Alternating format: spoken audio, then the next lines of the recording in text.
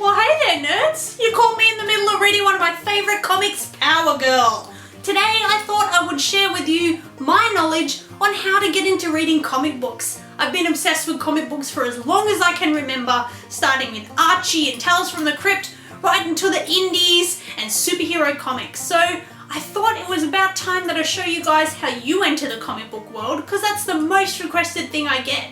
I love all your comic book videos, Kaz, but I know nothing about comics, where to buy them, how much they cost, or anything about what you're talking about. So today's the day, my nerdarinos. So join me as we learn about comics, visit my work, All Star Comics, and have some fun while doing so. Let's get started. Yeah! Now, the main misconception about comic books is that there's only one type, superhero comics. And while they dominate the comic book stores in the industry, it's not for everyone. In fact, I only started reading superhero comics maybe in the past, 5 years? This is one of my all-time favorites, Power Girl. And I loved Power Girl because she had big boobs. For someone like me that's very self-conscious, this was awesome. A chick that wasn't afraid to have them out, fights evil, and is just really good looking. It always made me happy to read. But like I said, didn't always like superhero comics. Just like everything, there's different genres and you've got to find what suits you. One of the other favourite comics that this seems to be my all-time favourite is Lenore. Now, when I was a little teen goth, this was my be-all and all. Fun fact, that's what my sleeve was originally going to be. All Lenore comics. It's about a cute little dead girl, and I had a super big crush on the creator, Roman Dirge. My main obsession with comics started with independent comics. When I first met the guys at Impact Comics, they taught me all about it. From Harvey Pekar to Lucy Knisley to my all-time favourite comic book, Unlikely by Jeffery Brown. I even have this cover tattooed on my leg and the creator tattooed on my leg. That's my commitment to this little comic book. It's all about a guy and how he lost his virginity. Really awkward to read, but really eye-opening as well. There's other types of comics for adults as well, like this, Sex Criminals, which tells the story of two people that can control time when they're about to orgasm. Awkward! Whenever I try to sell this at work, people give me weird looks, but it's really, really good. There's also really independent comics that you can buy directly from the authors and creators themselves, like Sarah Grayley. Ooh, I got a big girl crush on her! She's so awesome! And this is called Our Super Adventure. It's all about her and her partner and their cats and just everyday life, which is one of my favourite subjects in comic books. Now, if you're a little kid, you don't just have to read superheroes. There's ones like Super Dinosaur about a guy or a little dude and his robotic dinosaur. There's ones like Princeless, which is about a little girl who's sick of waiting for a prince to come save her, so she goes on her own adventures on a dragon. And then there's this, Takio, which is about two sisters that have superhero abilities, but it's not so much a superhero comic and more about two little sisters having a great time. There's also really violent comics and film noir comics like Sin City. Now this is about to be made, or it has been made, into a film, A Dame to Kill For, and it's all about, I'm gonna say, women can be evil? I'll leave that up to interpretation, but really cool art. If you've ever seen Frank Miller's art, you will just die and fall in love. Now, some of you don't even know the first thing about comics. You wouldn't know where to start. Perhaps you like TV series like Arrow or Smallville, or perhaps you like nice 80s cult classics like Big Trouble in Little China with Kurt Russell looking really sexy. Yeah! There's comic book versions of your favourite film and TV as well. And also horror, if you guys are into the spooky side of things, or extremely violent comics. A new one that's come out is called Nailbiter, and it's all about really creepy serial killer town. Really creepy. Don't like reading this late at night. Anyway, so the most important thing before we start anything is have a think about what you enjoy reading. Do you like superheroes? No? That's fine. Do you like autobiographical comics? Do you like girls in pretty dresses? Do you like travel comics? Have a think what you want to read and then head to your local comic book store. So now you've thought about what it is you want to read, but how do you go about actually reading those stories? So let's talk about the different types of comic books that are available to read. The first and most common is called a single issue. These come out fortnightly or monthly, or sometimes like a comic called Scarlet, they don't come out often enough at all. Now 6, sometimes 5 of these are then collected and turned into something called a trade paperback. So, to be exact, these exact 5 issues of Chew were then turned into this trade paperback. Now, trade paperbacks and single issues are 2 forms of the same type of story. Each one has a similar arc and is told over the 5 to 6 issue run. A totally different type of comic is called a graphic novel, and it never gets released in single issues. It only comes out in one book form. This is Seconds by Brian Lee O'Malley. It's brand new and by the writer that wrote Scott Pilgrim, which some of you may know from the film. So these are the 3 main types of comics that we're going to be covering in the video. So let's talk about some pros and cons of different reading formats. We'll talk about single issues, then trade paperbacks, and we'll leave graphic novels till the end. So let's talk about the pros and cons of reading single issue comics. Let's talk about pros first. It's really cool to be up to date in comics. With these guys, from fortnightly, weekly, monthly, you're going to know what's going on in every single universe, which is really exciting and really fun. Another cool thing about single issues is the cover art. When they're in a book, you don't really see the picture that clearly, you just flick past it. But with these guys, you see them sitting on the shelf and they look so pretty. Another cool thing is long boxes or short boxes, which is a way to store your comic books. They make really good cat perches, and they also make good scratchy posts for cats as well. Now let's talk about cons. Long boxes. Yeah, they're cool, but they're also really frustrating. They're super heavy and they're really awkward, and they don't look that nice in your house, to be honest. That's why I use ours as cat scratchy posts. You see, when you go to someone's house and they collect spoons, they're in a nice cabinet. China, they're in a nice cabinet. Comic book single issue collectors in an ugly box.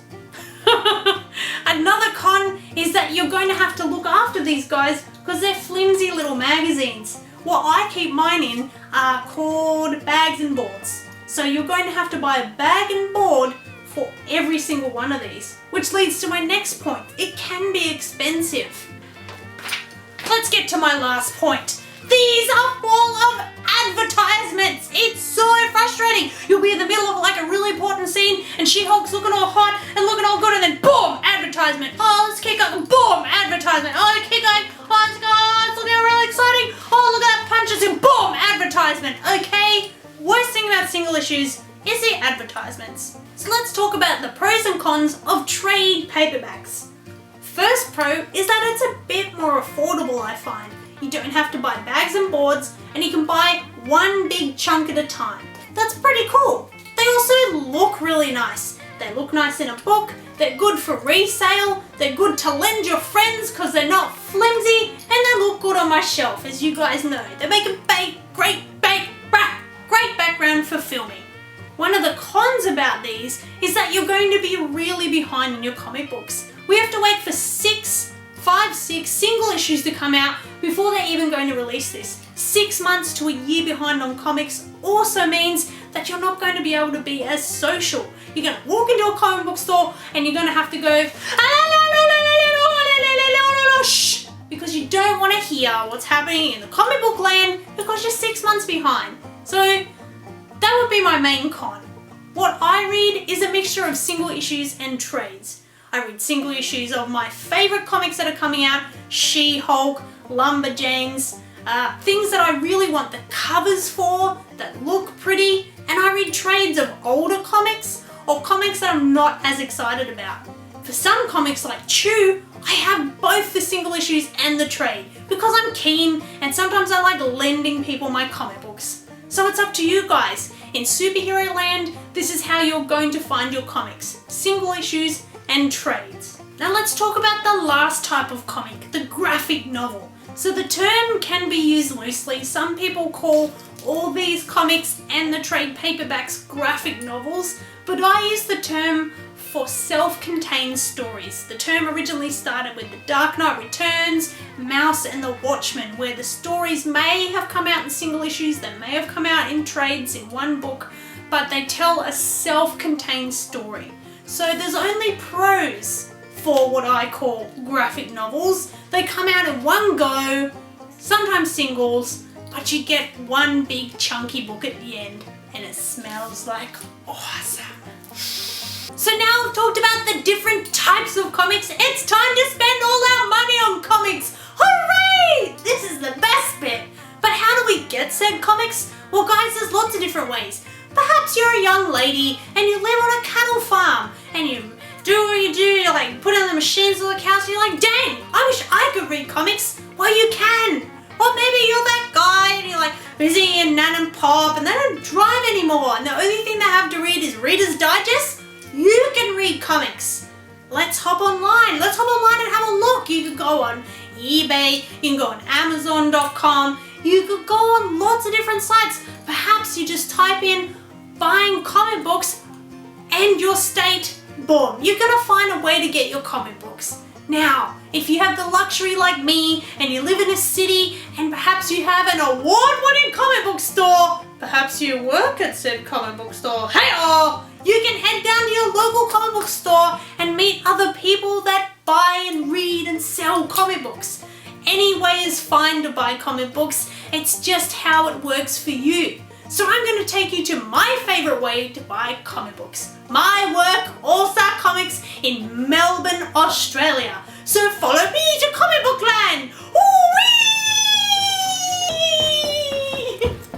Let's just pretend that the scene was cut, okay? Use your imagination. Welcome to All Star Comics, my place of employment and happiest place on earth. Who's that over there? Well, hi, Kaz! Well, hi there, Kaz! Nice shirt! Thanks, Kaz, you've got great taste. So let's talk about some common misconceptions about comic book stores. So the first question, are all comic book stores the same? No, they're not. It's really important to find one that suits you and your needs. I started shopping at All Star Comics because they were really knowledgeable, friendly, and it was just a great atmosphere. So find a comic store that suits you and your needs. The next question, do girls shop in comic book stores and are they welcome? Oh, duh, hello, have you met me? Comic book stores are very welcoming to girls and it's the biggest rising demographic in comics today. So find a store, again, that makes you feel comfortable as a girl, which they all should now because it's pretty dang normal to be a girl in a comic book store. And the final question, will the staff and customers mock me for not knowing anything about comics? No way, are you kidding? There is nothing more exciting to us comic book peeps than fresh meat. You're gonna come in the store and you're gonna say, Kaz, I know nothing about comics. Tell me about comics. What should I buy? And I'll tell you to buy She-Hulk, Rat Queens, Lumberjanes, Jeffery Brown, Lucy Knisley, Harvey Pekar, pretty much all my favorite comics in the whole wide world. So let's take a look at what your basic comic book store will look like. Right here is the trades and graphic novels that we talked about earlier. Let's take a closer look at the trades. So the trades are all listed under their company names, which we'll go into in the next video. They're then by title of comic and then by number of comic. 1, 2, 3, 4, 5. If you can't see the number, then look in the front cover and it will tell you what issues are inside. So these are the single issues we talked about. Like I said, they come out bi-weekly, monthly, sometimes randomly. So it's hard to come in every week to pick them up. What you can also get is called a standing order, which means that people at the comic book store will put aside your comics and you can pick them up when it suits you. So this is the magical land of back issues. They're comics that no longer fit on the shelves and are already bagged and boarded for your convenience. Woohoo! I hope you guys enjoyed a look at my favourite comic book store and my favourite place in the whole wide world, All Star Comics. And I hope you enjoyed this first video. Now tell me, what is it that you guys want to know about comics? What recommendations do you want to know about? What fantasy comics to read? What are some of my favourite comic books? Let me know in the comments down below. Don't forget to subscribe to my channel to find out more about reading comics and say hello at www.nerd-burger.com. Thank you so much for watching. I hope you guys learned a little bit and be sure to ask me any questions, anything you want to know about reading comics. Thanks for watching. Bye!